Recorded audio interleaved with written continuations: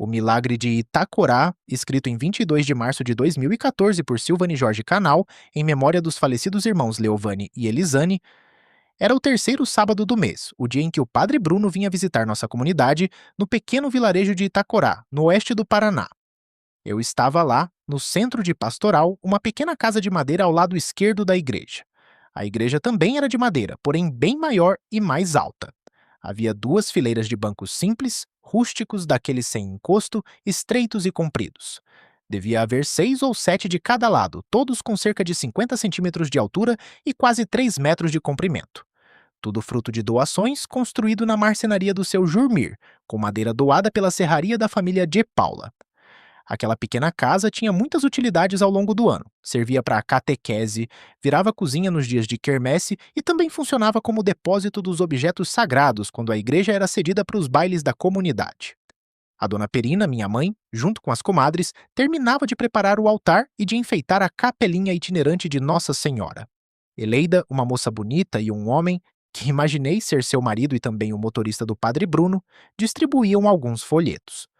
O dia amanheceu chuvoso e levemente frio. As pessoas chegavam uma a uma, raspando o barro dos calçados, limpando o quanto podiam antes de entrar, como se quisessem deixar do lado de fora não só a sujeira, mas também o peso e cansaço da caminhada. O padre atendia as confissões na igreja e depois se juntaria a nós. Assim que o terço terminasse, todos seguiriam para a igreja para celebrar a Santa Missa. Eu estava sentado entre o povo na fileira da direita, ao lado de alguns amigos, os filhos do Salésio e da Nina, e de outras pessoas da comunidade. O terço já havia começado quando um toró daqueles, quase bonito de tão intenso, desabou sobre nós. Era uma chuva pesada, grossa, acompanhada por rajadas de vento que por vezes chegavam a assustar. Em poucos minutos tudo começou a alagar. A água subiu depressa e todos se apressaram em subir nos bancos, tentando se proteger como podiam. Ali, em pé, tomados por um misto de receio e fé inabalável, continuaram a rezar as dezenas, como se cada palavra fosse um fio invisível que os mantinha firmes acima da água. Eu, que sempre gostei de chuva, peguei o velho guarda-chuva da minha mãe e saí para tentar desobstruir o único bueiro por onde a água poderia escoar. Assim que dei os primeiros passos lá fora, o vento virou o guarda-chuva e o destruiu por completo. Como eu já estava encharcado, resolvi seguir em frente. A única coisa que encontrei foi um pequeno rodo, já meio frouxo, mas que ainda poderia ajudar. Então ouvi, vindo de trás, uma voz feminina suave. "O senhor é muito corajoso." Como eu estava aflito para voltar logo, nem cheguei a olhar. Passei o rodo sobre o buraco, mas nada saiu. A água continuava se acumulando e a chuva caía ainda mais forte, como se desafiasse qualquer tentativa de controle. Por um instante, fiquei intrigado, sem saber o que fazer. Então, senti um toque suave sobre meus ombros e ela disse: "Não se inquiete, a chuva vai passar e as águas vão descer." Então olhei rapidamente para trás e vi uma jovem envolta em uma luz intensa que parecia pulsar ao seu redor. Ao seu lado, flutuavam 4 pequenos seres com aparência de crianças. Havia ainda mais um atrás dela, mas não tive coragem de continuar olhando para saber se, à sua esquerda, havia outros. Então ela me disse: "Tenho 2 perguntas. Assim que você responder, a chuva dará lugar ao sol e as águas seguirão o seu destino. Abaixe-se e, com a mão, retire a folha de papelão que está, tampando o buraco." Eu estava absorto de medo. Minhas pernas tremiam tanto que mal conseguia me manter em pé.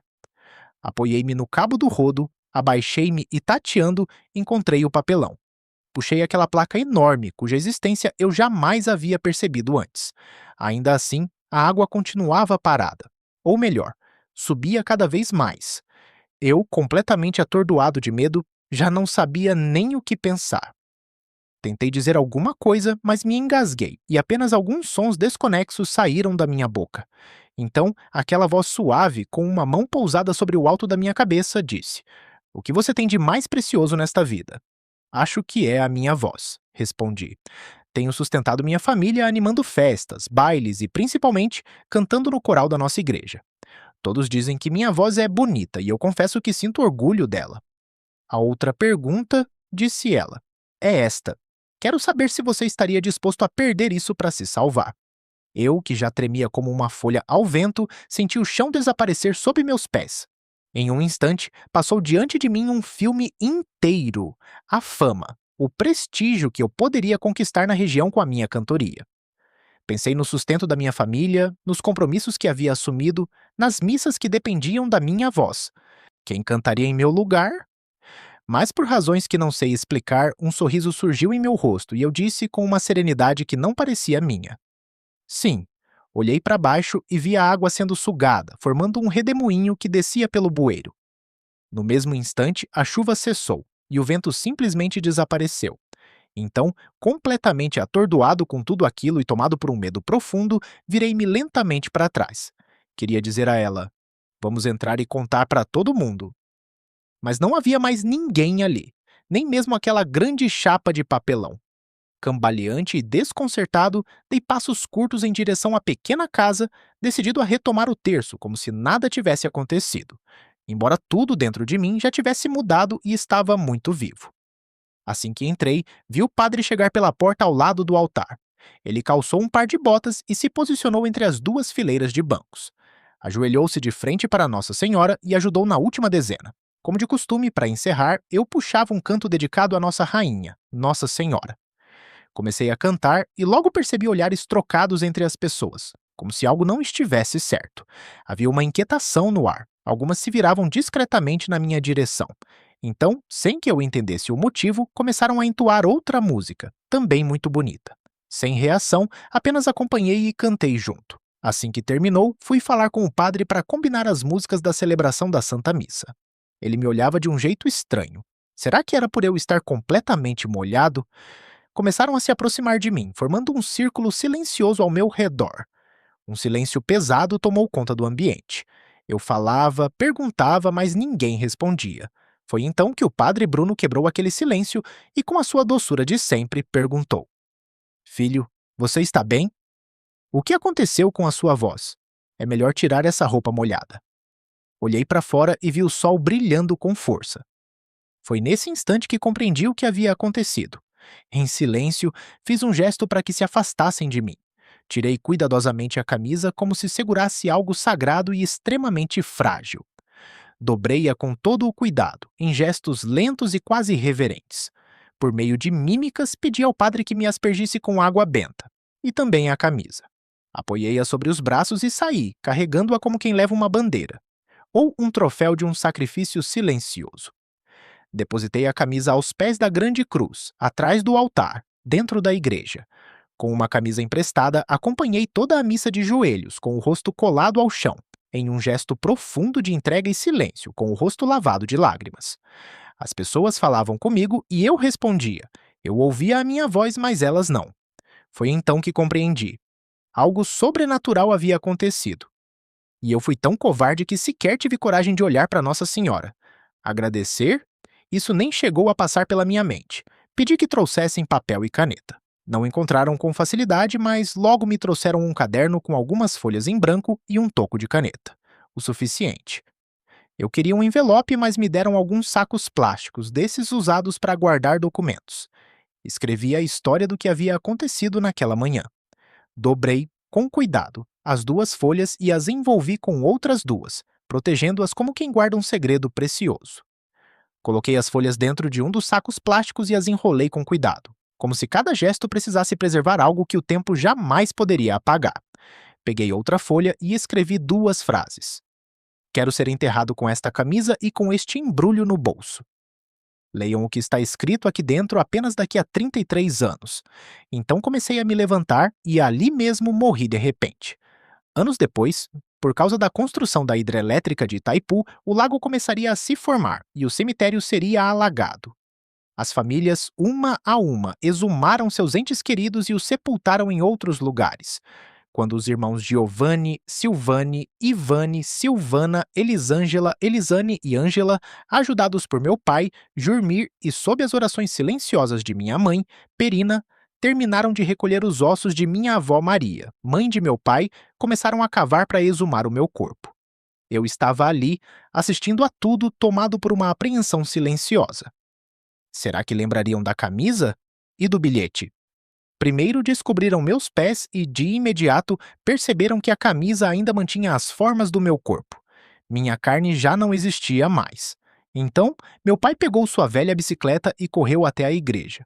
Quando o padre chegou com seus paramentos, água benta, crucifixo e uma grossa Bíblia, já não havia mais terra sobre mim. Ele fez algumas orações e aspergiu água benta. Abaixou-se com certa expressão de nojo, o que é compreensível, e olhou de um lado a outro. De cócoras, apesar da idade, permaneceu um bom tempo estudando aquela cena. Então, olhou para meu pai e perguntou: Já pegaram o bilhete? Meu pai e ninguém ali lembravam do tal bilhete. O padre, com muito cuidado e devagar, usando um graveto para auxiliar, levantou um pouco a abertura do bolso e viu que lá estavam os sacos plásticos. Com grande receio e sem saber exatamente o que fazer, pediu para que ninguém tocasse nos ossos nem na camisa, que permanecia intacta. O senhor Valdomiro, único fotógrafo de Itacorá, foi até lá e tirou uma foto de longe, com medo de se aproximar. Nunca se soube se ele a revelou. Pelo menos não mostrou a ninguém. Talvez tenha queimado o filme. Acredito que a cobertura que fizeram tenha atrapalhado. No dia seguinte, chegou um grupo da sede do município de São Miguel do Iguaçu, Paraná. Olharam de um lado e de outro. Por fim, colocaram uma chapa de compensado por baixo da camisa e levantaram ela com muito cuidado.